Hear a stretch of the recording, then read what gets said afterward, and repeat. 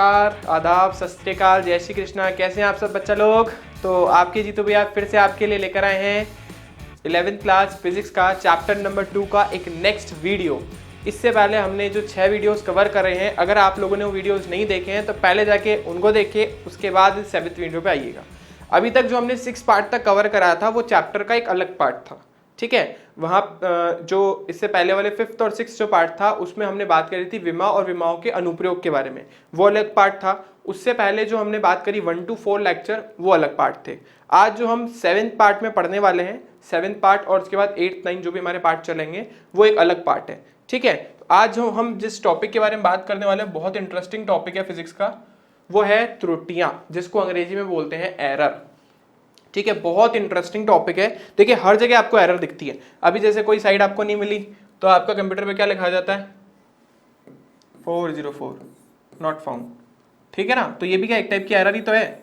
तो फिजिक्स के अंदर ये जो पार्ट हम पढ़ने वाले हैं बेसिकली ज़्यादा प्रैक्टिकल से रिलेटेड है, एक्सपेरिमेंट से रिलेटेड है। तो वहाँ पे जब हम कोई भी एक्सपेरिमेंट करते हैं ना, तो एक्सपेरिमेंट करते टाइम तो हम लोगों की बहुत गंदी आदत होती है कि ढंग से एक्सपेरिमेंट टीचर की सुनाएंगे नहीं बात, ठीक है ना।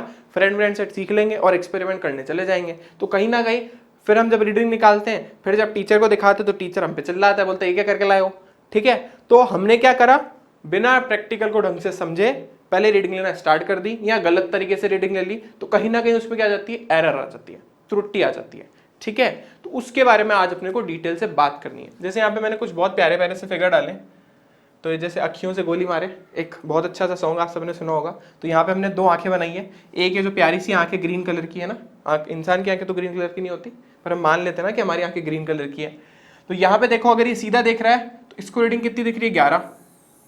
जबकि ये सुंदर सी कन्या जो है, इसकी आंखों ने देखा तो टेढ़ा देखा, टेढ़ा देखा तो इसकी रीडिंग देखो कितनी आई, इसकी रीडिंग आई 12, ठीक है। तो अब एरर तो यहीं से स्टार्ट हो गई।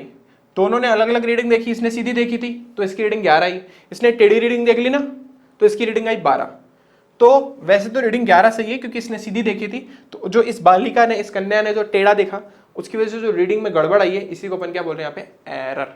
तो एरर क्या होती है, जब हम किसी भी वस्तु की कोई भी चीज़, हम कोई भी भौतिक राशि हम मापते हैं, तो मापने में जो अंतर आता है उसकी वास्तविक मान और मापक मान के अंदर, उसको अपन क्या बोलते हैं, एरर। डिटेल में समझेंगे।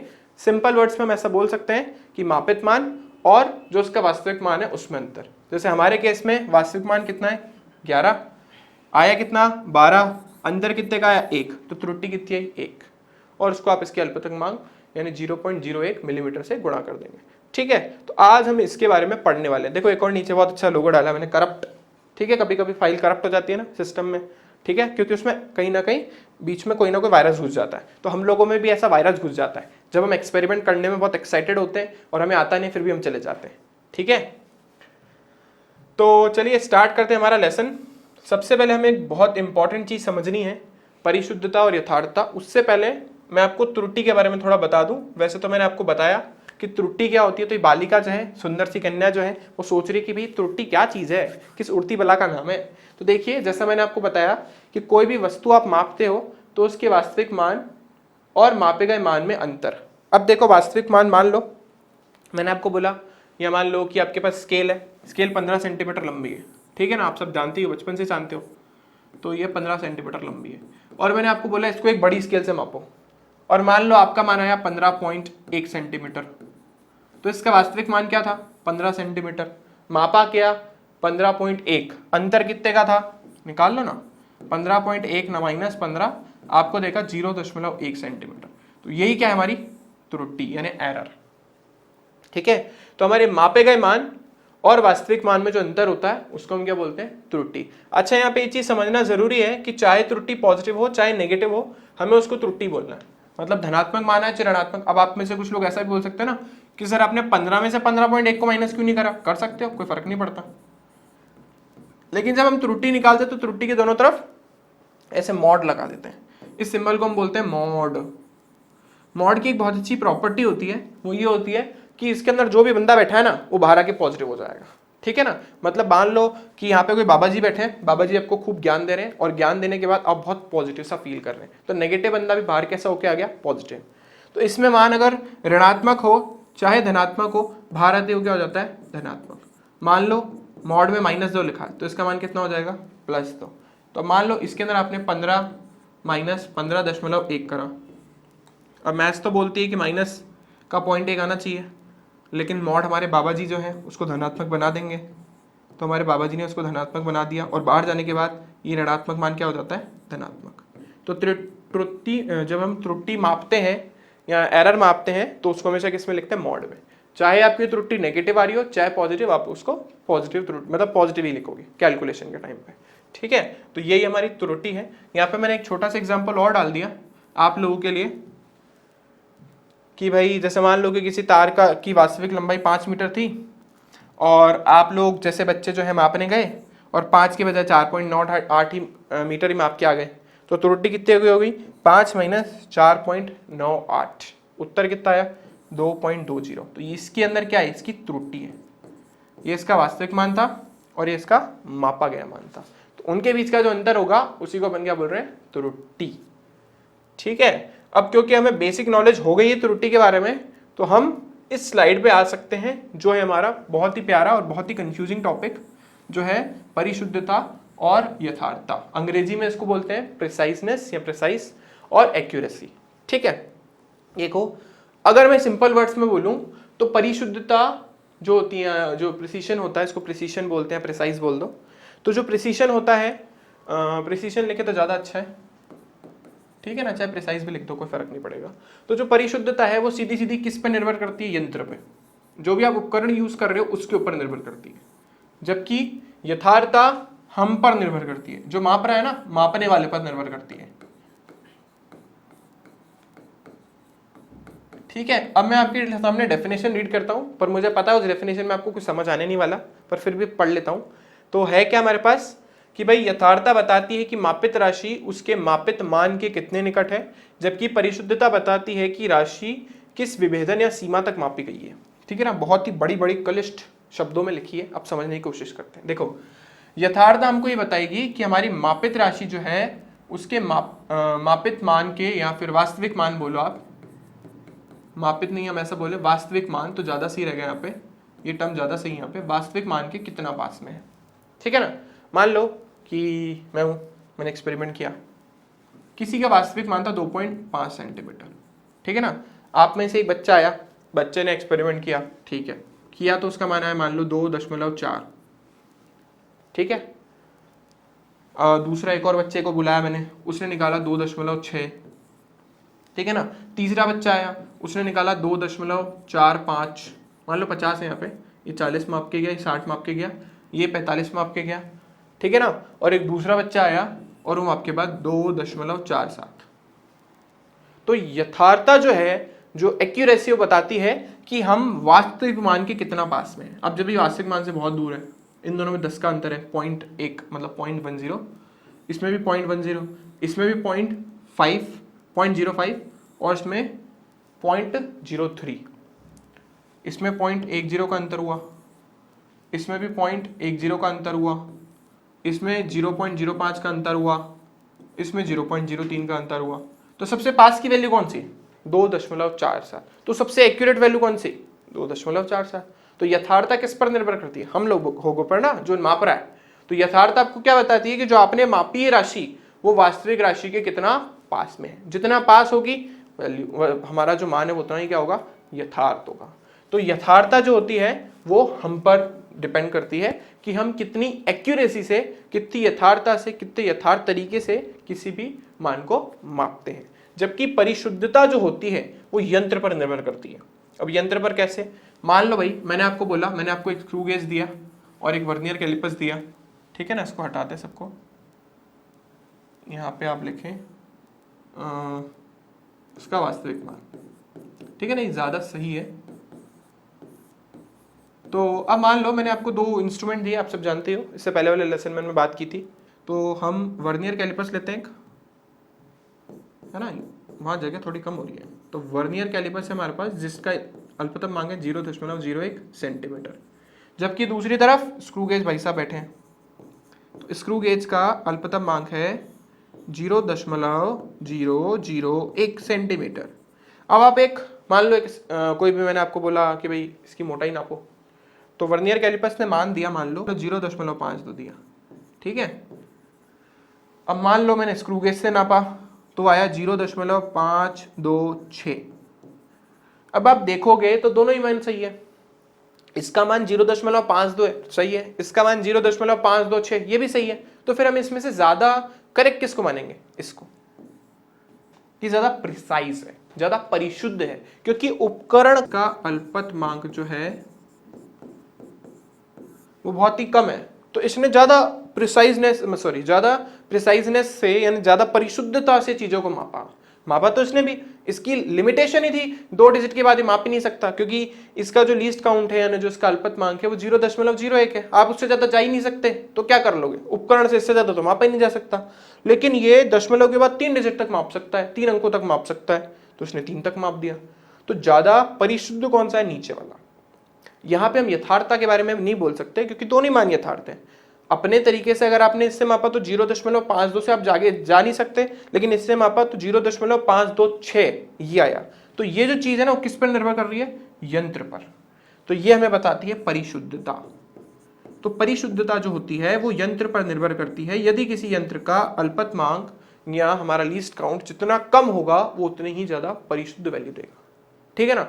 जितनी उसकी लीस्ट काउंट यानी अल्पतमांक जितना मतलब जितना ज्यादा होगा ना वो उतना ही कम परिशुद्ध होगा, ठीक है ना। जैसे हमने अभी कंपेयर किया, अभी इसको मीटर स्केल के साथ कंपेयर करूंगा वर्नियर को, तो मीटर स्केल का अल्पतमांक जो है वो थोड़ा ज्यादा है कंपैरेटिवली, तो वो उसकी परिशुद्धता और कम हो जाएगी, ठीक है। तो परिशुद्धता किस पर निर्भर करती है? सीधी सीधी हम पे, सॉरी उपकरण पे। और यथार्थता किस पर निर्भर करती है? उपकरण मतलब हम जो माप रहे हैं उसके ऊपर। तो परिशुद्धता यंत्र से संबंधित है, और ये जो यथार्थता है ये हम किससे संबंधित है? हमसे, हम लोगों से, हमसे, ठीक है ना। तो ये चीज आपको समझनी है, काफी इंपॉर्टेंट है, क्योंकि कई बार बच्चों को दोनों में काफी कंफ्यूजन होती है, ठीक है। तो आगे समझ आ गया होगा। अब देखो डेफिनेशन में भी लिखा है, परिशुद्धता बताती है कि राशि किस विभेदन या सीमा तक मापी गई है। लिमिटेशन क्या है उसकी, कितना स्ट्रेच करा तुमने उसको, ठीक है ना। जैसे वहां पे 3 डिजिट तक माप रहे थे तो उसकी सीमा ज्यादा थी, और क्या बोलते हैं उसमें पहले वाले में वर्नियर वाले में 2 ही थी, तो उसकी सीमा इतनी, लिमिटेशन इतनी है, तो उसकी परिशुद्धता जो क्या हो गई? कम हो गई। अब इस डायग्राम से आपको और ज्यादा अच्छे से चीजें समझ आएगी। मैं यहाँ पे आ जाता हूँ, थोड़ा एक एक डायग्राम के बारे में बात करते हैं। ये हमारा डार्क बोर्ड है, वही मारने वाला, वो देखे होगे ना, वो कौन सी थी मूवी हमारी एक, जिसमें वो था ऑल इज वेल वाला। तो ऑल इज वेल वाले के अंदर क्या था, वो भी क्या कर रहे थे, जब वो बेचारा गिर गया था छत से, तो उसके बाद उसने अपने जो उसका प्रोफेसर था उसके ऊपर वो मार रहे थे इस तरीके से डार्क बोर्ड। तो वैसे एक डार्क बोर्ड है, ठीक है। तो डार्क बोर्ड जिसपे आप इस तरीके से, ये डार्क है हमारे, यानी एक तीर जो उसको मारते हैं अपन, ठीक है। तो यहाँ पे आप देखिए ये जो वैल्यू है ना ये परिशुद्ध है पर यथार्थ नहीं है, ठीक है ना। अब परिशुद्ध कैसे? भाई उपकरण की जो क्या बोलते हैं जो लिमिटेशन थी वो इतनी ही थी, ठीक है ना, कि भाई ये जो है हमारा थोड़ा सा, चलो यहाँ से स्टार्ट करते हैं अपन, इसमें थोड़ी सी गड़बड़ है। यहाँ पे आएगा कि ये परिशुद्ध नहीं है लेकिन ये यथार्थ है, इसमें गड़बड़ है, ठीक है। ये परिशुद्ध तो नहीं है लेकिन ये यथार्थ काफी, यथार्थ मतलब देखो जो आपने वैल्यूज मापी है ना वो काफी एक जगह कलेक्टेड है। मतलब आप जो मान मापने की कोशिश कर रहे हो ना वो आपस में बहुत ज्यादा पास है, लेकिन आप जो उपकरण यूज कर रहे हो उसमें आप 20 तक पहुंच ही नहीं पा रहे हो। मतलब मान लो आपको बीच में मारना है, थोड़ा दूसरा कलर ले लेते हैं, मान लो आपको बीच में मारना है ना, डाक को बिल्कुल बीच में मारना है, लेकिन आपका उपकरण जो है वो आपको इसकी इजाजत ही नहीं दे रहा है कि भाई अब बीच में मार पाओ। तो आपने कोशिश तो बहुत करी लेकिन आप पहुंच साइड में ही पाए। तो आपने बहुत सही तरीके से, बहुत ही एक्यूरेसी से वैल्यू मेजर करी, लेकिन उपकरण की वजह से आप बहुत दूर रह गए। अब इस दूसरे वाले में देखो तीर कहीं जा रहे हैं, एक ये जा रहा है, ये एक जा रहा है, एक ये जा रहा है, एक ये जा रहा है, तो आप एक तो सेंटर से बहुत दूर, ठीक है ना। और दूसरी बात आप जो हो क्या बोलते हैं, ऑब्वियसली बात है वैल्यू सारी दूर दूर है, तो हमारे एक्यूरेसी की यानी हम यथार्थता के तो कुछ बोल ही नहीं सकते कि एक तो तुम्हारा मान आ रहा है 2.5, एक मान आ रहा है 2.7, एक मान आ रहा है 3, तो कौन कहेगा कि यथार्थ है? आप एक्यूरेट थोड़ा ना बोलोगे, पता नहीं कहाँ कहीं वैल्यूज जा रही है, ठीक है। तो उस केस में ना तो इसके अंदर यथार्थता है ना इसके अंदर परिशुद्धता है। अब इस वाले डार्क के अंदर देखो, अब ये वैल्यू जो है वो यथार्थ भी है और परिशुद्ध भी। आपने बिल्कुल सेंटर पे मारा और सारे डार्क सेंटर पे पहुंचे, उसके आसपास हो सकते हैं, ठीक है ना, ऑब्वियसली बात है, सबके सब एक जगह जाके तो गिरेंगे नहीं, तो मोस्टली जो है सेंटर पे जाके गिरे और एक ही जगह जाके गिरे, ठीक है। तो हमारा उपकरण भी बहुत अच्छा और हमने मेजर भी सही किया। यहाँ पे हमारा उपकरण भी खराब और हम भी खराब, यहाँ पे हमारे पास हम तो सही थे लेकिन उपकरण ही खराब था, ठीक है। तो हम बोलेंगे कि परिशुद्ध तो नहीं है लेकिन हम यथार्थ हैं, ठीक है। ये हमारे 3 डायग्राम से आपको शायद इससे क्लियर हो गया होगा, ठीक है। अब हम थोड़ा सा आगे और चलते हैं, बस इसमें आप यहाँ कर दीजिए परिशुद्ध नहीं, लेकिन यहाँ पे आ जाएगा हमारे पास, थोड़ा सा ही लिख देते हैं, परिशुद्ध तो नहीं है लेकिन यथार्थ है, ठीक है। ओके, तो ये हमारा था परिशुद्धता और यथार्थता के बारे में पूरी स्टोरी। अब चलते हैं अपन आगे, ये त्रुटि हमने पढ़ी ली। अब त्रुटियों के प्रकार, 3 प्रकार की त्रुटि होती है। अच्छा, ये पूरा जो पार्ट है, ये वाला जो हम पढ़ने वाले, पूरा थ्योरी है, ठीक है। ये सारी चीजें थ्योरेटिकल चलेंगी। थ्योरेटिकल पार्ट के बाद थोड़ा प्रैक्टिकल पार्ट आएगा जो इस वीडियो के लास्ट वाले पार्ट में आपको मिलेगा, बाकी ये पूरा थ्योरी है, ठीक है। तो पहली जो हमारी त्रुटि है वो हमारी क्रमबद्ध त्रुटि, जिसको हम सिस्टमैटिक एरर बोलते हैं। दूसरी हमारी यादृच्छिक त्रुटि, जिसको हम रैंडम एरर बोलते हैं। और थर्ड है हमारी स्थूल त्रुटियां, जिसको हम ग्रॉस एरर बोलते हैं। इन दोनों में काफ़ी कन्फ्यूजन होती है, ये बहुत कन्फ्यूजिंग होती है, ठीक है ना, बहुत ज़्यादा बच्चों को कन्फ्यूजन होती है। इसके लिए भी मैंने छोटा सा एक एक्सपेरिमेंट डाला है जिससे आपको समझ आए, ठीक है। तो चलो पहले वाले पॉइंट से स्टार्ट करते हैं, वो हमारी क्रमबद्ध त्रुटियां देखते हैं। देखिए, तो क्रमबद्ध त्रुटियां जिसको अपन सिस्टमैटिक एरर बोलते हैं, उसमें पहले टाइप की एरर हो सकती है यंत्र के कारण त्रुटि। अब भाई आप जो यंत्र लेकर आए, बेचारा वही टूटा फूटा निकला। मान लो जिस स्केल से मेजर कर रहे हो, ये स्केल आप लेकर आए हो, तो ऐसी कुछ टूटी हुई स्केल, आपका 0 तो आगे चला गया, ये 0 है ही नहीं, स्केल में दिख ही नहीं रहा, ठीक है ना। मान लो 1 का यहाँ बिल्कुल एक्सट्रीम पॉइंट पे है, थोड़ा सा मतलब कट गया इसमें, इसको थोड़ा कटाव बनाता हूँ, ठीक है ना, मतलब पीछे रह गया हो, तो यहाँ इसको मैं ग्रीन कलर इससे बना देता हूँ, तो ये हमारा 1 आ गया। अब मान लो आपकी जो पहली वैल्यू, आपको 1 दिख तो रहा है लेकिन आधा कटा हुआ दिख रहा है, यानी पहली वैल्यू जो आपके पास आ रही है ना वो 1.1 है, लेकिन आपने इसको 1 ही मान लिया, बोला चलो इसको 1 मान लेते हैं। तो गड़बड़ आपकी नहीं थी, गड़बड़ किसकी थी? यंत्र की थी, कि यंत्र टूटा हुआ निकला, ठीक है। यहाँ उसकी चूड़ियाँ वो स्क्रू गेज यूज कर रहे हैं, पता नहीं सालों से, बच्चे कब से यूज कर रहे हैं, घुमा रहे सत्यानाश कर रखी है उसकी, चूड़ियाँ खराब हो गई, तो उसमें आप थोड़ा ना कुछ कर सकते हो। तो यंत्र के अंदर किसी प्रकार की अगर त्रुटि है तो वो किस में आती है? वो सब आती है आपकी क्रमबद्ध त्रुटियों में, ठीक है ना। नेक्स्ट अपन आगे चलते हैं, दूसरे प्रकार की त्रुटि है व्यक्तिगत त्रुटि। मैं आ जाता हूँ, दिखेगा आपको, जब किसी व्यक्ति को कोई यंत्र चलाने का ही अनुभव ना हो या फिर काम में लेने का कोई अनुभव ना हो, तो उसके अनुभव के कारण उत्पन्न होने वाली त्रुटि को भी हम क्रमबद्ध त्रुटियों के अंदर ही डालते हैं, बोलते हैं इसको हम व्यक्तिगत त्रुटि, है ना, पर्सनल एरर। तो अब मान लो आप जैसे बच्चे हो, नए नए खिलाड़ी हो, ठीक है ना, लैब में गए, टीचर ने एक बार समझा दिया, ठीक है, बहुत सारी भीड़ थी, आगे बहुत, मतलब मान लो 50 बच्चे क्लास में, आगे के 10 बच्चों को तो आ गया समझ, बाकी पीछे के 40 बच्चे कहाँ जाएंगे? उन्होंने ऐसे घुमाया फिराया, ये सर आगे आगे आगे, सर ने भी हाँ बोल दिया। तो वो कैसी एरर थी? वो व्यक्तिगत त्रुटि थी। आपको उपकरण चलाना नहीं आता लेकिन फिर भी आप उपकरण चलाने चले गए, तो जो एरर आएगी उसको अपन क्या बोलेंगे? व्यक्तिगत त्रुटि, ठीक है। इसके बाद हमारी पूर्णावस्था की कमी से जो उत्पन्न त्रुटि होती है उसके बारे में, इस प्रकार की त्रुटि का कारण हमारे सामने होता है, अर्थात ज्ञात होता है, फिर भी हम इसको दूर नहीं कर पाते, ठीक है। अब पूर्णावस्था में कमी के बहुत सारे रीजंस हो सकते हैं, ठीक है।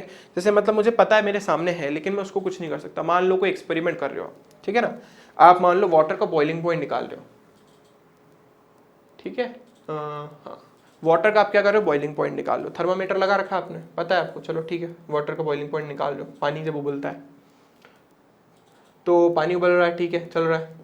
अब यहाँ पे थर्मामीटर भी आपने लगा दिया, लेकिन प्रॉब्लम क्या है? आप जो हीट दे रहे हो, जो उसको हीट दे रहे हो, उसमें से आधी हीट मान लो, बहुत अच्छा तो डायग्राम नहीं है, आधी हीट कहाँ चली गई?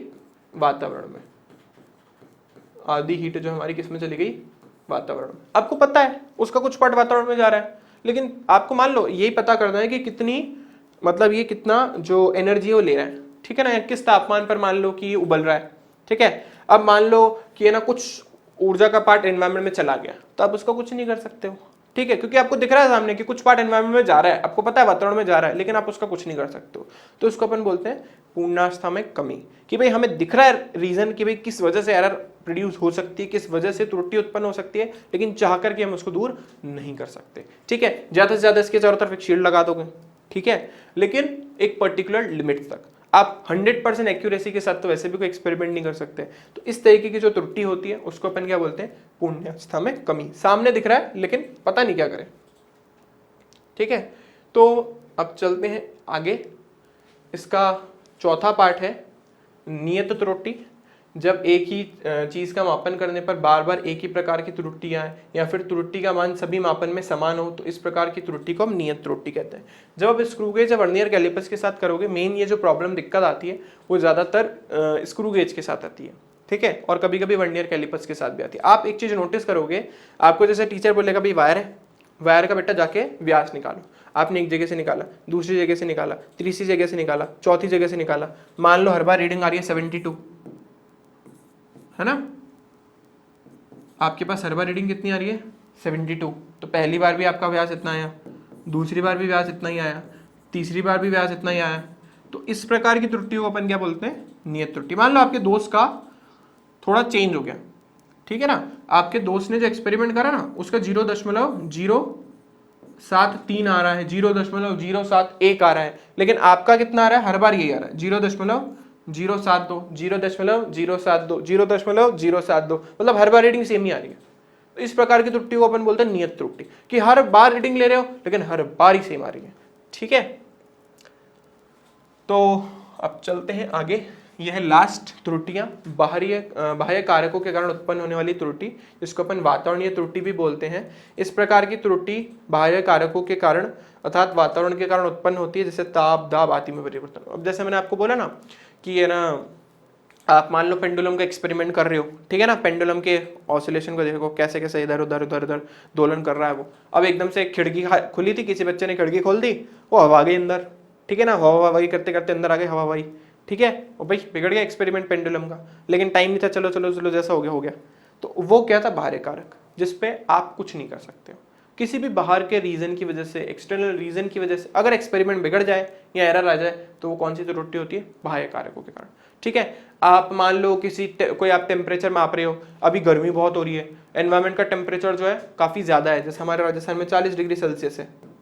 ठीक है, हम कमरे के जो कमरे का तापमान है वो 25 डिग्री सेल्सियस मान के चलते हैं, लेकिन हमारा जो अभी का टेम्परेचर है वो 40 डिग्री सेल्सियस है। एक्सपेरिमेंट तो मुझे करना है, रूम का टेम्परेचर 40 है, लेकिन मान के मैं 25 चल रहा हूँ, क्योंकि कमरे का ताप तो यही होता है, तो बस आ गई एरर। ठीक है, तो ये सब किसकी वजह से, बाह्य कारकों की वजह से, जिसके ऊपर आप बंधे हुए नहीं, आप कुछ नहीं कर सकते हो। एक लिमिट तक रोक सकते हो, लेकिन हर बार नहीं रोक सकते हो। तो ये जो अपने पढ़े सारे के सारे अभी, ठीक है, इसमें जो हमने पढ़े हैं सबसे 3, यंत्र के कारण उत्पन्न त्रुटि, व्यक्तिगत त्रुटि, पूर्णावस्था में कमी, और इसके बाद हमारे नियत त्रुटि और बाह्य कारकों के कारण उत्पन्न होने वाली त्रुटि, ये सब जो है सिस्टमैटिक जो एरर है हमारी, उसके पार्ट है, यानी आपकी क्रमबद्ध त्रुटियों के पार्ट है। ठीक है, अभी हमने पहला पार्ट ही कंप्लीट किया है, हमने सिर्फ इसका पहला पार्ट जो है क्रमबद्ध त्रुटियां वो कंप्लीट करिए, सिस्टमैटिक एरर जिसको बोलते हैं। अब अपन चलते हैं यादृच्छिक त्रुटियों पे। आपको पहले ही बोल दिया ये पूरा थ्योरी पार्ट है, एग्जाम में थोड़े चांसेस कम होते हैं इसके पूछने के, पर पढ़ना तो है ही सारे। ठीक है, चलिए अब हमारे पास यादृच्छिक त्रुटियां, जिसको अपन बोलते हैं रैंडम एरर। ठीक है, अब देखो, जब किसी एक ही चीज का मापन बार बार लिया जाता है और हर बार परीक्षण में कुछ त्रुटि आती है, तो इस स्थिति में यह कह पाना मुश्किल होता है कि कौन सा पाठ्यांक सही है। इस स्थिति में हम सभी पाठ्यांकों का माध्य लेते हैं और इस माध्य को वस्तु का सही मान मापा जाता है। अब मैं आपको सिंपल वर्ड्स में समझाता हूँ कि या होती क्या है रैंडम एरर। मान लो जैसे मैंने बहुत प्यारा सा डायग्राम आप लोगों के सामने बनाया है। अब मान लेते हैं कि आपका 1 है, ठीक है ना, और ये आपका 2 है, दिख रहा होगा, नॉर्मल जो स्केल होती है वही है। अब मान लो आपने कोई वैल्यू मापी, ठीक है ना, और मान लो कि जो वैल्यू है वो कहाँ पे आई आपकी, यहाँ पे आ गई कहीं, ठीक है ना, बीच में। ये आपका क्या है, ये 1 मतलब 1.1, 1.2, 1.3, 1.4, 1.5, 1.6, 1.7, 1.8 और 1.9, और ये वापस आपका 2 आ गया। अब आप क्या बोलोगे कि इसका मान 1.8 है या 1.9 है, क्योंकि लाइन तो बीच में आई। मापने पर मान लो इस एरो की लेंथ मुझे मापनी है और वो आई आपकी 1.78 और 20 के में आके लटक गई। अब क्या करोगे, 8 बोलोगे या 9 बोलोगे, तो उस केस में हम ऐसा बोलते हैं कि जो पीछे वाली वैल्यू ना वो ले लो। टीचर भी ये बोलेगा कि बेटा पीछे वाली वैल्यू ले लो, मतलब 1.8 सेंटीमीटर। तो क्या ये वैल्यू सही है? नहीं, ये वैल्यू सही नहीं, ये गलत है। ठीक है, शायद आप इसको वर्नियर से मापते तो 1.82 आ जाता, 1.85 आ जाता, कुछ भी आ सकता था, लेकिन ये जो एरर प्रोड्यूस हुई है, इस टाइप के एरर को हम बोलते हैं रैंडम एरर। ठीक है ना, यादृच्छिक त्रुटियां।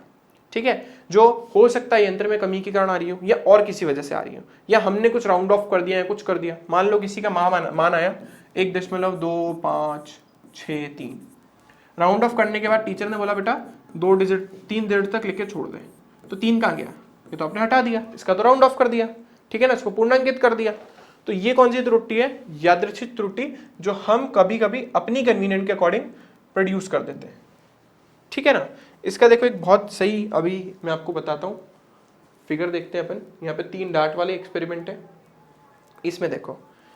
अब इसके अंदर यादृच्छिक त्रुटि तो बहुत कम है, लेकिन क्रमबद्ध त्रुटि बहुत ज्यादा है। यादृच्छिक त्रुटि क्या थी? जब हम चीजों को राउंड ऑफ कर देते हैं। ठीक है, और क्रमबद्ध त्रुटियां जो उपकरण या किसी भी रीजन से प्रोड्यूस हो सकती है। तो यहाँ पे देखो यादृच्छिक त्रुटि जो है यानी रैंडम एरर है, वो तो बहुत कम है, क्योंकि हमने वैल्यू बहुत सही मेजर करी। ठीक है ना, हमने इस केस में वैल्यू बहुत सही मेजर करी, हमारी गलती थोड़ी ना थी। हमने तो बहुत हमने जो वैल्यू मेजर करी वो तो बहुत सही थी, क्योंकि सारी वैल्यूज पास ही आ रही, मतलब हमारी तो गलती नहीं है। ठीक है, हम तो कोशिश कर रहे हैं वैल्यू को एक्यूरेट करने की, लेकिन यंत्र में ही गड़बड़ थी। यंत्र ही हमारी वैल्यू नहीं माप पाया, वो पास में नहीं ले जा पाया। ठीक है ना, या बाहरी कारक कोई उत्पन्न हो गया, या और किसी वजह से, किसी भी रीजन से क्या बोलते हैं, हमारी जो मान था उसमें गड़बड़ आ गई। तो यहाँ पर यादृच्छिक त्रुटि तो बहुत कम है, लेकिन क्रमबद्ध त्रुटि बहुत ज्यादा है। हो सकता है यंत्र की वजह से उत्पन्न हुई हो। ठीक है, हो सकता है बाहरी कारकों की वजह से उत्पन्न हुई हो सकता है हमें एक्सपेरिमेंट करना नहीं आता हो। ठीक है, वैसे हमें एक्सपेरिमेंट करने वाला केस तो है नहीं यहाँ पे, कि भाई हम गलत ही बार बार गलत मेजर कर रहे हैं। ठीक है, माप तो सही रहे लेकिन गलत डायरेक्शन में। ठीक है ना, क्योंकि सारी वैल्यूज पास आ रही है, इसका मतलब माप तो सही रहे, लेकिन हो सकता है थोड़े गलत तरीके से माप रहे। तो ये यादृच्छिक त्रुटियां तो यहाँ पे हमारे पास कम है, लेकिन क्रमबद्ध त्रुटियां आ जाए। आप यंत्र से समझोगे इस टॉपिक को तो समझ आ जाएगा कि यंत्र में कोई ना कोई गड़बड़ है। ठीक है ना, अब इसके आगे देखो। अब यहाँ पे देखो कि यादृच्छिक त्रुटि बहुत ज्यादा है, लेकिन क्रमबद्ध त्रुटियां बहुत कम है। अब क्रमबद्ध त्रुटियां कैसे कम है देखो। यादृच्छिक त्रुटियां कैसे ज्यादा है? क्योंकि वैल्यूज बहुत दूर दूर आ रही है। ठीक है ना, यादृच्छिक त्रुटि जनरली तभी उत्पन्न होती है जब वैल्यूज काफी दूर दूर आ रही हो। अगर वैल्यूज काफी पास आ रही होती है ना, तो हम बोलते हैं कि हमारी रैंडम एरर काफी कम है। अगर वैल्यूज का उनमें डिफरेंस बहुत ज्यादा आ रहा हो, तो उस केस में हम कहेंगे कि उसके अंदर यादृच्छिक त्रुटियां बहुत ज्यादा है। तो यहाँ पे वैल्यूज काफी दूर दूर आ रही है, तो यहाँ पे यादृच्छिक त्रुटि काफी ज्यादा है। ठीक है, लेकिन यहाँ पे क्रमबद्ध त्रुटि बहुत कम है, क्योंकि क्रमबद्ध त्रुटि के अंदर मान लो कि जो उपकरण आप यूज करे वो सही था, क्योंकि उसने एक बार तो सही वैल्यू दी। ठीक है ना, लेकिन आप ही शायद ढंग से नहीं माप पा रहे होगे, इसलिए आपकी यादृच्छिक त्रुटि बहुत ज्यादा हो गई, लेकिन क्रमबद्ध त्रुटि बहुत कम हो गई।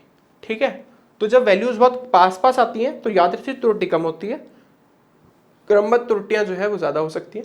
और क्या बोलते हैं, अगर वैल्यूज जो है वो काफी दूर दूर आ रही हैं, तो इस केस में आपकी यादृच्छिक त्रुटि के ज्यादा होने के चांसेस। अगर पास आ रही वैल्यूज, तो इसका मतलब यादृच्छिक त्रुटि तो नहीं है या कम है, होगी तो सही लेकिन कम। इसके बाद देखो यहाँ पे ना तो यादृच्छिक त्रुटि मतलब है तो सही लेकिन कम, दोनों ही कम है, क्योंकि मैक्सिमम पॉइंट जो डार्ट्स है वो कहाँ पे जा रहे हैं? बिल्कुल सेंटर में।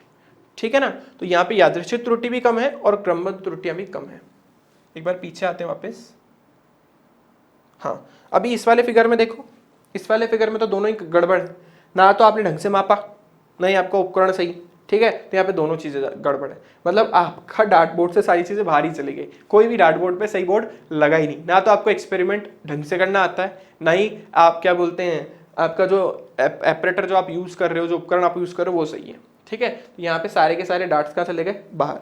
तो यहाँ पे यादृच्छिक त्रुटि और क्रमबद्ध त्रुटि दोनों ही ज्यादा है। ठीक है, तो यादृच्छिक त्रुटि आप सब इतना सा समझ लीजिए, अगर वैल्यूज पास आ रही है ना, तो यादृच्छिक त्रुटि होने के चांसेस कम होते हैं। अगर वैल्यूज काफी दूर दूर आ रही हैं, इसका मतलब यादृच्छिक त्रुटि होने के चांसेस ज्यादा है। अगर आप वैल्यू के काफी पास हो, वास्तविक मान के काफी पास में हो, इसका सीधा सीधा मतलब ये है कि आपका जो क्रमबद्ध त्रुटि है वो कम है। और क्या बोलते हैं, अगर आप जो एक्चुअल वैल्यू से काफी दूर हो, तो आपकी क्रमबद्ध त्रुटियां होने के जो चांसेस है वो काफी ज्यादा रहेंगे, जैसे कि इस वाले में था। देखो ना, इसमें आपने बोला ना कि भाई हम सेंटर से काफी दूर हैं, लेकिन वैल्यूज तो पास थी। इसका मतलब यादृच्छिक त्रुटियां तो कम है क्योंकि वैल्यूज काफी पास पास है, लेकिन आप सेंटर से यानी वास्तविक मान से बहुत दूर हो, इसका मतलब आपकी क्रमबद्ध त्रुटियां बहुत ज्यादा है। जबकि इस दूसरे वाले में आप सेंटर के काफी पास पास थे इसके कंपैरिजन में, जैसे ये पास है, ये पास है, ठीक है, कंपैरेटिवली ये पास है, तो आपकी यहाँ पे जो, लेकिन आपकी वैल्यूज काफी दूर दूर आ रही है, इसलिए यादृच्छिक त्रुटियां तो बढ़ गई लेकिन क्रमबद्ध त्रुटियां कम हो गई। लास्ट वाले का तो सीन ही अलग है, ठीक है ना, सबके सब बीच में चले गए, इसका मतलब दोनों ही कम हो गई। तो अब सिंपल वर्ड्स में आप यही समझिए, अगर पास पास तो यादृच्छिक त्रुटियां कम, दूर दूर तो यादृच्छिक त्रुटियां ज्यादा, सेंटर के ज्यादा पास तो क्रमबद्ध त्रुटियां कम, सेंटर से दूर दूर तो क्रमबद्ध त्रुटियां ज्यादा, ठीक है। तो अब लास्ट हमारी बचती है स्थूल त्रुटियां। स्थूल त्रुटियां भी इजी हैं। जब किसी वस्तु के मापन में व्यक्ति द्वारा असावधानी बरती जाती है तो इस असावधानी के कारण जो त्रुटियां उत्पन्न होती है उसे स्थूल त्रुटियां कहते हैं। अब इस केस में देखो, एक्सपेरिमेंट करना मेरे को आता है, ठीक है ना, बहुत सही हूँ मैं, जैसे मैं टीचर हूँ, मुझे एक्सपेरिमेंट करना आता है, ठीक है, और मेरे पास यंत्र भी अच्छे अच्छे, मैं नए नए उपकरण उठा के लेके आया हूँ ना मार्केट से, मस्त स्कूल वालों को मस्त पर्चा वर्चा दिया मैंने, बोला ये उपकरण मंगवा देना, मंगवा के दिए उन्होंने मेरे को नए उपकरण। लेकिन यार मेरे को आज बहुत आलस आ रहा है ना, मैं एक्सपेरिमेंट बच्चों को सिखाना नहीं चाहता, तो मैं आलसी हो गया, ठीक है ना, आप लोग आलसी हो गए। तो उस केस में आप जब रीडिंग ले रहे हो तो रीडिंग लेते टाइम आपने मान लो 2.5 आई, आपने लिख दिया 2.4, हाँ ठीक है चलो चल रहा है। तो अगर हम कभी असावधानी बरतें, एक्सपेरिमेंट भी आता है, उपकरण भी सही है, लेकिन आप ही असावधानी बरत रहे हो तो उसमें आपके कारण जो उत्पन्न होगी त्रुटि उसको अपन बोलेंगे स्थूल त्रुटियां, ठीक है ना। इसमें अनुभव की कमी या कोई रीजन नहीं है, इसके अंदर रीजन क्या है, हमारी असावधानियां। अब इसमें क्या क्या असावधानियां हो सकती है, देखो पहली, व्यक्ति द्वारा गलत तरीके से मापन, ठीक है ना, जल्दीबाजी में मैंने कुछ अनशन कर दिया और गलत तरीके से माप लिया, तो वो गई गलत तरीके से मापन वाली जो त्रुटि है स्थूल त्रुटि के अंदर, ठीक है ना। मापन को लिखने में गलती, ठीक है, जल्दीबाजी में एक्सपेरिमेंट में, और मान लो 1 घंटे का एक्सपेरिमेंट है, लास्ट के 15 मिनट ही बचे, कैलकुलेशन भी करनी, ये भी करना, वो भी करना है, फटाफट फटाफट लिखते जा रहे हैं, लिखने में गड़बड़ कर दी, हो गई वो कौन सी स्थूल त्रुटि, ग्रॉस एरर। फिर गणना करते टाइम कुछ आपने एरर कर दी, और लास्ट उपकरणों के समायोजन किए बिना ही आपने पाठ्यांक ले लिया। मान लो जल्दीबाजी इतनी है कि आपने मान लो कि है ना 4 लेंस लगाने थे, उसकी जगह 3 लेंस लगा दिए, चौथा लेंस तो लगाया नहीं, आ गई एरर, ठीक है ना। आपने तो रीडिंग ले लो आके फटाफट से कैलकुलेशन कर दी, लो सर, ठीक है। तो गड़बड़ कहाँ हुई, आपने बिना उपकरणों को पूरी तरीके से समायोजित किए बिना ही आपने पहले ही रीडिंग ले ली, ठीक है। या मान लो 4 रेसिस्टेंस लगाने थे, 4 प्रतिरोध लगाने थे, 3 ही लगा दिए, अगर हो गई गड़बड़, तो वो सब किसके अंदर आएगी, स्थूल त्रुटियों में। हम एक्सपेरिमेंट भी आता है, हमारा जो ऑपरेटर है वो भी सही है, मतलब उपकरण भी सही है, लेकिन हम ही असावधानी बरत रहे तो वो स्थूल त्रुटियों के अंदर आएगा, ठीक है। अब आते हैं हमारा जो मेन, जो अभी तक हमने पढ़ा पीछे तीनों तरीके की त्रुटियां, वो सारी थ्योरेटिकल थी, ठीक है। अब जिस पार्ट में हम आने वाले हैं वो सब कैलकुलेटिव है, ठीक है ना। इसके ऊपर बेस्ड न्यूमेरिकल बनने के चांसेस भी खूब रहते हैं और कहीं ना कहीं प्रैक्टिकल में भी आपकी हेल्प करता है। इसमें हमें 3 तरीके की त्रुटियां पढ़नी है, तीनों एक दूसरे से कोरिलेटेड ही हैं। इसमें से पहली त्रुटि हमारी परम त्रुटि, या इसको कभी कभी परम निरपेक्ष त्रुटि भी बोल देते हैं, अंग्रेजी में इसको एब्सोल्यूट एरर बोलते हैं। फिर है आपेक्षिक त्रुटि, जिसको अपन इंग्लिश में रिलेटिव एरर बोलते हैं, और लास्ट में प्रतिशत त्रुटि, जिसको अपन परसेंटेज एरर बोलते हैं। अब इसमें से अपने को समझना है कि परम त्रुटि क्या चीज होती है। देखिए, आप सब ये तो बात जानते हो कि जैसे मैंने आपको बोला कि भाई इसका आपको व्यास निकालना, ठीक है, आप ले आए स्क्रू गेज से आपने माप लिया, यहाँ से यहाँ से यहाँ से यहाँ से, लेकिन रियलिटी में वैल्यू किसको पता, ठीक है ना। इसके ऊपर कहीं लिखा हुआ, लेबल लगा हुआ नहीं लगा हुआ, ठीक है, मैंने तो बस आपको बोला भाई आपको मापना है, तो आपको वास्तविक मान नहीं पता। तो जब आपको वास्तविक मान नहीं पता होगा तो आप क्या करोगे, जो भी आपके मान आए ना उसका माध्य निकाल दोगे, मतलब मीन निकाल दोगे, औसत निकाल दोगे। उस औसत वैल्यू को अपन क्या बोलते हैं, माध्यमान, और इस माध्यमान को अपन क्या मान लेते हैं, वास्तविक मान, ठीक है। इसी को अपन क्या मान लेते हैं, इसको हम मान लेते हैं वास्तविक मान या माध्यमान, ठीक है। तो क्या बोलते हैं, पहले बात तो हमारे पास कोई एक्चुअली में तो कोई वैल्यू है नहीं, तो हमने सारी वैल्यूज निकाली और उन सबका क्या निकाल दिया, एवरेज। तो देखो, मान लो मैंने कोई वैल्यू मापी और इसकी अलग अलग वैल्यूज आई, मान लो 5 वैल्यूज मापी आपने, तो आपकी ए माध्य का मान कितना आ जाएगा, ए माध्य का मान हमारे पास आ जाएगा A1 plus A2 plus A3 plus A4, ऐसे आप n भी कर सकते हो। मान लो मैंने n माने, मान लो 10 माने तो नीचे 10 आ जाएगा, 5 माने तो 5 आ जाएगा, 100 माने तो 100 आ जाएगा, मतलब राशियों का योग बटा राशियों की संख्या, ठीक है। तो ये जो आपको माध्यमान देगा, इसी को अपन क्या बोल रहे हैं, इसी मान को अपन बोल रहे हैं वास्तविक मान। ठीक है, इसी को अपन ने क्या बोला, वास्तविक मान। अब इस वास्तविक मान का जब सब आप इन वास्तविक मान का सबके साथ अंतर निकालते हो, उस अंतर को अपन बोलते हैं परम या निरपेक्ष त्रुटि, या कभी कभी पूरा पूरा बोल देते हैं परम निरपेक्ष त्रुटि यानी एब्सोल्यूट एरर। ठीक है, मैं आपको नेक्स्ट पेज पे समझाता हूँ कि हम क्या बोलना चाहते हैं। ठीक है, पहले अपन ने माध्यमान निकाला, माध्यमान को अपन ने क्या बोलते हैं, वास्तविक मान। वो है हमारे पास a1 प्लस a2 से लेकर के, मान लो n राशियाँ थी, n ऐसे जोड़ दिया, मान लो 10 मैंने ऑब्जर्वेशन ली तो 10 का ही आप माध्यमान निकाल लो। 100 ली तो लोगे नहीं वैसे तो, पर 100 ली तो 100, 5 है तो 5, 3 है तो 3, 2 है तो 2। ठीक है, तो हमारे पास क्या आ जाएगा, माध्यमान। अब इस माध्यमान जिसको अपन क्या बोल रहे हैं, जिसको हम बोल रहे हैं बार बार वास्तविक मान, उस वास्तविक मान से सबका अंतर निकालोगे आप। ठीक है ना, जो पहला आप मान निकालोगे, जो अंतर आप निकालोगे, इसका बोलोगे डेल a1।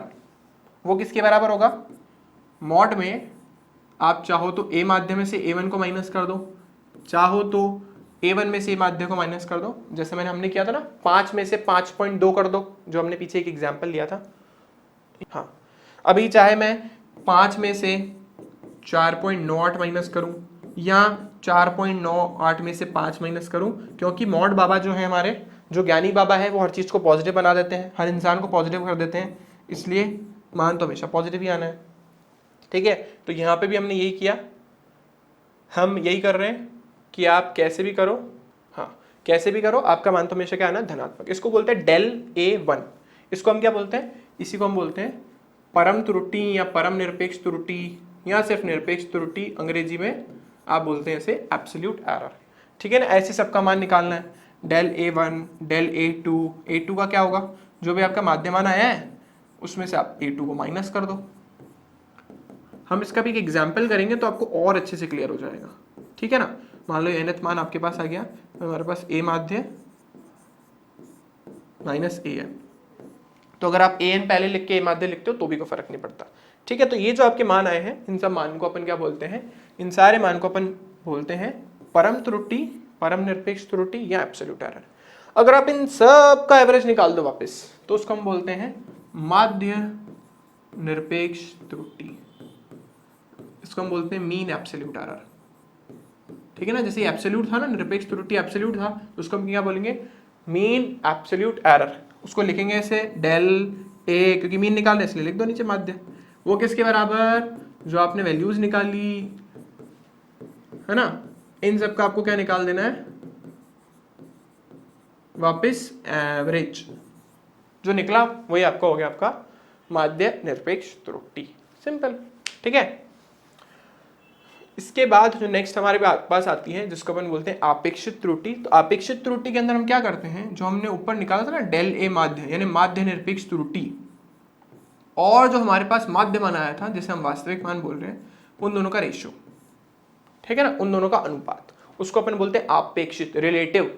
तो हमने हमारी त्रुटि को, जो वास्तविक मान हमने निकाला है, माध्य मान जो निकाला, उससे कंपैरिजन कर रहे हैं। ठीक है ना, जैसे हम हमारे प्रतिशत अंक निकालते हैं तो हम क्या करते हैं, प्राप्तांक जितने भी नीचे आए, मतलब जो भी टोटल मार्क्स है उसको नीचे रखते हैं, और जो भी अंक आपने अर्जित किए हैं, अर्जित प्राप्तांक आपके ऊपर रखते हो। तो आप अपने मार्क्स को प्राप्तांक से, टोटल प्राप्तांक से कंपेयर करते हो, टोटल जितने भी आपके मार्क्स है। तो आप यहाँ पे एरर को, जो वैल्यू एक्चुअल वैल्यू थी, उससे कंपेयर कर रहे हो, इसलिए इसका नाम पड़ा रिलेटिव। ठीक है ना, तो अगर इसको आपको प्रतिशत में परिवर्तित करना है तो बचपन से जानते हो यार, प्रतिशत में कैसे कन्वर्ट करते हैं, इसको 100 से गुणा कर दो, तो हमारे पास हो जाएगा डेल a माध्य को अपन ने वही a माध्य से अपन ने डिवाइड किया और उसको 100 से गुणा कर दिया, तो ये हमारे पास क्या आ गई, प्रतिशत त्रुटि। ठीक है, ये आ गई। पर ध्यान रखना है, जब अपन कोई भी एक्सपेरिमेंट करते हैं तो एक्सपेरिमेंट में ज्यादा से ज्यादा 4%, 0 से 4% तक एरर एक्सेप्टेबल होती है, मतलब हम वैलिड मान लेते हैं। अगर आपका जो मान है उसके अंदर 4% तक की त्रुटि है, वैसे तो 4% अपने आप में बहुत ज्यादा होता है, लेकिन अगर 4% तक की त्रुटि है तो मान्य होती है, हम उसको एक्सेप्ट कर लेते हैं। लेकिन अगर त्रुटि से ज्यादा आ गई तो फिर गड़बड़ है, फिर आपने एक्सपेरिमेंट में कोई ना कोई मिस्टेक कर रखी है। ठीक है, मैंने छोटा सा एग्जाम्पल लिया, एक्चुअली एनसीईआरटी का क्वेश्चन नहीं है, ठीक है, तो आप एनसीईआरटी के एग्जाम्पल में जाओगे तो आपको उदाहरण मिल जाएगा वहाँ पे। ठीक है, बहुत सही प्रॉब्लम है, आपको इससे सब समझ आ जाएगा। वैसे तो उसने हमसे इतना कुछ ज़्यादा डिटेल में नहीं पूछा, पर मैंने बोला सारी त्रुटियाँ निकाल दो। तो देखो सबसे पहले अपन क्या निकालेंगे, सबसे पहले अपन माध्यमान निकालेंगे। अच्छा A1 की वैल्यू हमारे पास, अच्छा है क्या, पहले मैं आपको क्वेश्चन तो बता दूं, सॉरी मैंने क्वेश्चन तो बताया ही नहीं। तो हम कोई प्रैक्टिकल कर रहे हैं, ठीक है ना, पेंडुलम वाला मान लो एक्सपेरिमेंट कर रहे हैं, और उस पेंडुलम में एक ही पेंडुलम के अलग अलग मान आ गए, ठीक है ना। एक दोलन का समय आ गया 2.63, फिर 2.56, 2.42, 2.72 और 2.80 सेकेंड, ठीक है। और आपको इसकी सारी प्रकार की त्रुटियां, माध्य त्रुटि, सॉरी निरपेक्ष त्रुटि, माध्य निरपेक्ष त्रुटि, और आपका ये रिलेटिव एरर जो थी आपकी पीछे वाली, अपेक्षित त्रुटि, और लास्ट में आपको प्रतिशत त्रुटि, ये सारी वैल्यूज आपको कैलकुलेट करनी है। ठीक है, तो पहली वैल्यू हमारे पास कितनी है, 2.63 सेकेंड्स, ठीक है। दूसरी हमारे पास A2 की वैल्यू कितनी है, 2.52 सेकेंड्स। फिर हमारे पास कितनी है A3 हमारे पास 2.42 सेकेंड्स। इसके बाद कितनी है 2.72, A4 2.72 सेकेंड्स, और लास्ट में A5 है हमारे पास 2.80 सेकेंड्स, ठीक है। ये हमारे पास अलग अलग त्रुटियां दे रखी हैं। सबसे पहले अपन इनका माध्यमान निकालेंगे, तो माध्य के लिए इन सबको जोड़ करके 5 से भाग देंगे, क्योंकि 5 त्रुटियां हैं। तो 2.63 प्लस 2.56 प्लस 2.42 प्लस 2.71 प्लस 2, ओहो प्लस था ये, 2.80 और अपॉन में 5, ठीक है। अब फटाफट से सबको जोड़ देते हैं, चलो मैं यही जोड़ देता हूँ। 6 और 3 9, 9 और 2 11, 11 और 1 हुआ 12, 12 और 0 एज इट इज, एक हासिल यानी कैरी। 6 और 1 7, 7 और 5 हो गया 12, 12 और 4 हो गया 16, 16 और आपका 7 हुआ 23, 23 और ये आपका हुआ 8 31 के बाद 3 कैरी, 2 4 6 8 10 और 3 13। तो हमारे पास मान आया इसका 13.12, ठीक है। मान आ रहा है 13.12 सेकेंड, और नीचे आया 5। डिवाइड कर दो 5 से, तो देखो कितना आ रहा है, 5 दूनी 10, 3 वहाँ पे ले जाओ, हो गया 31, 5 छंग 30, ठीक है। और 30 के बाद 1 वहाँ पे गया, 5 दूनी 10 और 5 चौक 20, ठीक है ना। एक चीज़ ध्यान रखनी है, वैसे अपन पूर्णांकित करना पड़ेंगे।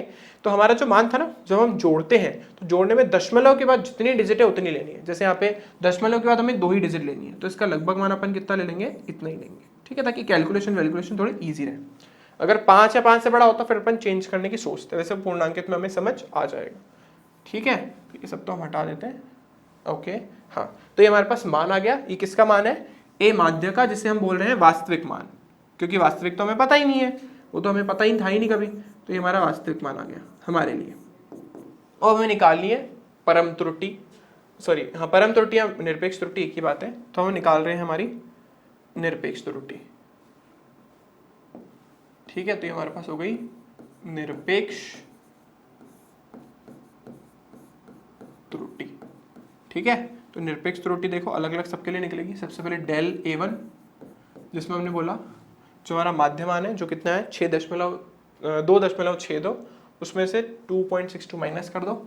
अभी मैंने बोला ये हमारे बाबा है, मॉड बाबा, ये मॉड बाबा हर किसी को प्लस कर देते हैं, तो उत्तर आएगा 0.01, ठीक है। सेकंड भी आएगा। इसके बाद डेल A2, ये कितना आएगा हमारे पास, अब मैं डायरेक्ट ही लिख देता हूँ। अब जैसे 56 में से आप 62 माइनस कर लो, तो 4 और 2 आ गया 6, ऐसे लिखना आपको। चलो मैं लिख देता हूँ 2.62 माइनस 2.56, तो हमारे पास आया 0.06 सेकेंड, ठीक है। फिर ऐसे डेल A3, ऐसे सबको आपको माइनस करते चलना है। वही 6.62 में से 42 माइनस करोगे तो इस बार हमारे पास आया 12 और 8 20, यानी 0.2, काफ़ी ज़्यादा हो गया। फिर हमारे पास आ रहा है डेल A4, जो हमारे पास कितना है, तो ये हमारे पास आ रहा है 71, 71 में से 62 जाएगा तो हमारे पास 8 और 1 9 बच गया, यानी 0.09 सेकेंड्स, ठीक है। इसके बाद 71 के बाद हमारे पास 80, इसको माइनस करोगे तो आ जाएगा 18, तो ये आ गया हमारे पास 5, ये हो गया हमारे पास 18 यानी 0.18 सेकेंड। अब अपने को क्या निकालना है, माध्य निरपेक्ष त्रुटि। तो अभी हमने पढ़ा था ना, माध्य निरपेक्ष त्रुटि। इसके लिए हम क्या करते हैं, सिंपल सा फॉर्मूला, डेल ए मीन बोलते हैं जिसको, या डेल ए माध्य, वो हमारे जो हमने निकाला है इन सब का ये जो अपन जोड़ेंगे, यानी डेल A1 से लेकर के डेल A5 तक, उसको हम n से वापस डिवाइड कर देंगे। देखो यही करने वाले हैं अभी अपन, सबको जोड़ते हैं अपन। हाँ तो सबको जोड़ो, देखो कितना आएगा, 6 और 1 आया 7, 7 और 2 हुआ 9, 9 9 18, 18 और 18 हुआ 36। ठीक है, एक बार और क्रॉस चेक कर लेते हैं। 6 और 1 हुआ 7, 7 और 2 हुआ 9, 9 9 हुआ 18, 18 18 हुआ 36। ठीक है, और नीचे हमारा कितना, अच्छा 5 ही थी, हमने यहाँ गड़बड़ लिख दिया है, n नहीं आएगा 5 ही आएगा ना। हाँ यहाँ पे आ जाएगा हमारे पास 5। ओके, तो 36 को इससे डिवाइड करोगे तो आ जाएगा, ध्यान रखना पॉइंट का, नहीं आता तो पॉइंट हटाओ, नीचे 100 लगाओ, जिसको नहीं आता ऐसा करो। ठीक है, जिसे आता है वो ठीक है, जिसे नहीं आता वो प्लीज़ ये गड़बड़े ना करें। तो 5 सत्ते हो गया 35, और ये दशमलव एक बचा हमारे पास, हो गया 5 दूनी 10, नीचे हमारे पास 100, सॉल्व करेंगे तो कितना आएगा 0.072 सेकेंड। ठीक है, ये हमारे पास आई त्रुटि। अब ये जो हमारे पास त्रुटि आई है, इससे हम वैल्यू कैसे लिखते हैं, वैल्यू हम लिखते हैं कुछ इस तरीके से, ध्यान दीजिएगा। ये जो हमारे पास मान आया है इसको हम लिखेंगे 2.62, फिर लगाएंगे प्लस माइनस, क्योंकि त्रुटि जुड़ भी सकती है और हम इसको घटा भी सकते हैं। तो ये होता है हमारा एक्चुअल मान। जो पहला मान होता है ना किसी का भी, ये हमारा समय है तो टी लिख देते हैं, इसको ऐसे लिखते हैं वैसे, t plus minus del t, यानी इतने की तो त्रुटि है और ये इसका वास्तविक मान है, क्योंकि इसको हम वास्तविक मान के चल रहे हैं, और ये त्रुटि, तो इसमें इतने की क्या है, त्रुटि। ठीक है, तो इस तरीके से वैसे तो हमारा जो क्वेश्चन है एनसीईआरटी के अकॉर्डिंग वो यहीं पे खत्म हो गया, क्योंकि उसने इतना ही पूछा था, लेकिन मैंने आपको बोला क्योंकि हमें सब निकालना है, तो नेक्स्ट हम आपेक्षिक त्रुटि निकाल देते हैं। वैसे कोई मुश्किल काम नहीं है, आपेक्षिक त्रुटि, आपको कॉन्सेप्ट क्लियर हो जाएगा इससे। तो आपेक्षिक त्रुटि क्या है हमारे पास, आपेक्षिक त्रुटि, ठीक है, डेल ए माध्य जो आपका मान था उसको आप माध्य मान से भाग दे दोगे। ठीक है, तो इनको जब आप लिखोगे तो आएगा 0.072 और बटा 2.62। ये आपका होमवर्क है, ये आप खुद इसको कैलकुलेट करेंगे, देखेंगे क्या वैल्यू आती है, और अगर प्रतिशत त्रुटि निकालनी है आपको तो आप इसको बस 100 से गुणा कर दोगे, तो जो ऊपर मान आया है वो 100 से गुणा हो जाएगा, तो 2 के आसपास इसका मान आएगा। ठीक है, आप कैलकुलेट करेंगे तो आपको मान मिल जाएगा। इसी तरीके से आपको जो भी प्रॉब्लम मिला आपको सॉल्व करनी है। मैक्सिमम प्रॉब्लम तो वैसे यहीं तक पूछी जाती है, पर अगर अपेक्षित और प्रतिशत एग्जाम में पूछी जाए तो आपको करना है, नहीं पूछा जाए तो छोड़ देना, स्किप कर देना। ठीक है, तो इस लेसन में बेसिकली हमने जितने प्रकार की त्रुटियां पॉसिबल थी सब कर ली, थ्योरेटिकल भी कर ली, प्रैक्टिकल भी कर ली। तो इसी के साथ ही हमारा ये लेसन होता है खत्म। घर पे रहना है, सेफ रहना है, बाहर फालतू नहीं घूमना है। ठीक है, यही हमारा मोटिव है। वीडियो लेक्चर देखते रहना है, शेयर करना है, लाइक करना है और सब्सक्राइब करना है। इस लेसन के लिए thank you for watching this video. मिलते हैं नेक्स्ट लेसन में।